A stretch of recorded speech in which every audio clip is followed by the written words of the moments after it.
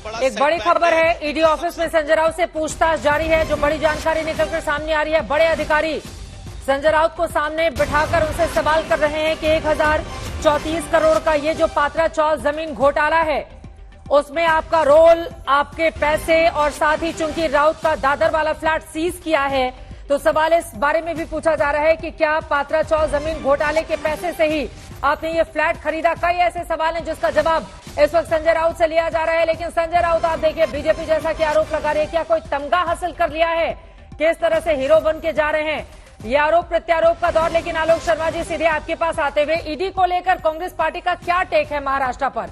क्योंकि ईडी जब दिल्ली में राहुल सोनिया से पूछताछ करती है तो आप लोग ईडी का घेराव करते हैं, जब वो पश्चिम बंगाल में जाती है तो आप लोग कहते हैं कि सही कार्रवाई की है मंत्री के खिलाफ।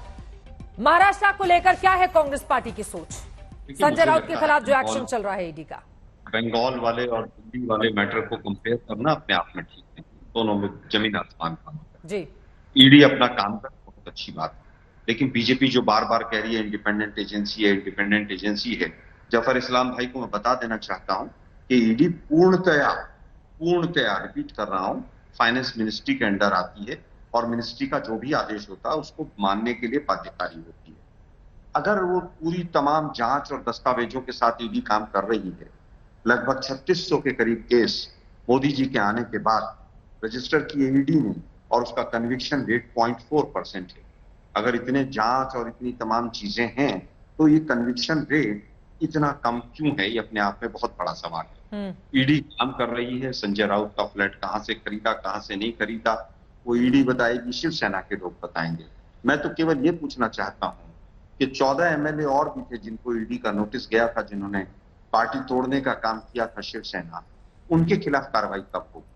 आज 31 दिन हो गए, मंत्रिमंडल का गठन नहीं हो पा रहा है, क्या उसमें भी कोई ईडी का रोल है?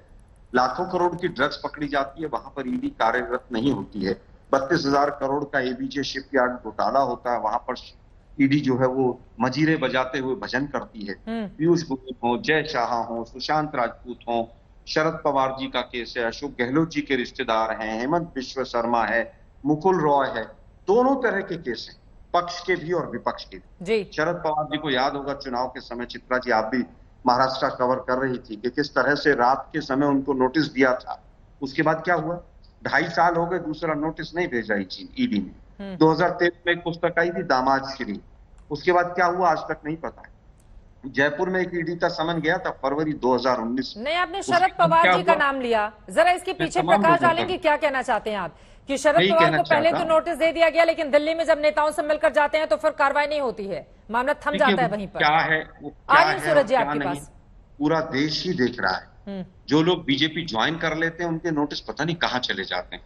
एक भी बीजेपी के लीडर के यहां नहीं जाते। रमन सिंह का बेटा हो, पनामा लिंक्स हो, पीयूष गोयल का शेयर कांड हो, कहीं पर कोई जांच नहीं होती है। मैं एक अंतिम बात कहना चाहता हूं, यही गुजरात मॉडल है कि एक फैक्ट चेकर को भी 6 एफआईआर लाद दी जाती है। ठीक है। अजय मिश्रा टैनी के बेटे के लिए और उसके लिए सुप्रीम कोर्ट ने जो कहा है, आज कोर्ट क्या किस तरह के जजमेंट्स दे रही हैं, आज ये भी विचार। ठीक है, जरा महाराष्ट्र पे ही रहते हैं। जफर इस्लाम साहब, आप जवाब दीजिएगा, लेकिन उसके पहले सूरज चमार जी कुछ कहना चाह रहे हैं। देखिए, कांग्रेस पार्टी के ही नेता शरद पवार को लेकर ये कह रहे हैं सूरज जी कि देखिए, पहले तो ईडी ने नोटिस जारी किया, लेकिन बाद में 2.5 साल हो गए, उसके बाद कुछ एक्शन नहीं हुआ। इसका क्या मतलब समझ रहे हैं आप? दिल्ली में ये बात तो सच है कि शरद पवार जी की बीजेपी के बड़े बड़े नेताओं से मुलाकात होती रहती है आए दिन, तो उसी का गिफ्ट मिलता रहता है क्या? नहीं, मुलाकात होती रहती। जो केस था उसके बारे में पहले डिटेल सुन लीजिए। जिस संस्था के खिलाफ वो केस था, उस संस्था में पवार साहब ना सदस्य थे, ना उस संस्था के कोई मेंबर थे, फिर भी उनके अगेंस्ट में वो एक इंक्वायरी का लेटर उनके खिलाफ आया था। खुद पवार साहब ने उधर ईडी को बोला था कि मैं आपके ऑफिस आता हूँ, आप मेरी तरफ मत आइए, आप मेरी जो इंक्वायरी करना है वो कीजिए। फिर बाद में ईडी ने बोला कि इसमें आपके आने की जरूरत नहीं। पवार साहब दिल्ली होकर आने के बाद ऐसा नहीं बोला, उसी दूसरे दिन ही बोला कि आपके आने की जरूरत नहीं, इसमें आपका कोई रोल नहीं है। दूसरी बात रही, अभी जो चर्चा चल रही है महाराष्ट्र के ऊपर, चित्रा जी, मैं आपको एक बात साफ साफ कहना चाहता हूं।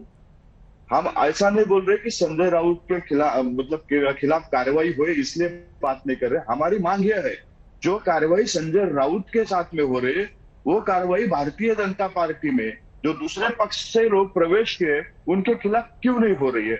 नारायण राणे के खिलाफ जो किरीट सोमैया जो ईडी में बार बार तकरार दाखिल करते हैं, उन्होंने नारायण राणे के खिलाफ तकरार दाखिल की थी, उन्होंने कृपाशंकर सिंह के खिलाफ तकरार दाखिल की थी, उन्होंने बबनराव पाचपुते के खिलाफ तकरार दाखिल की थी। ऐसे बहुत सारी लंबी लिस्ट है।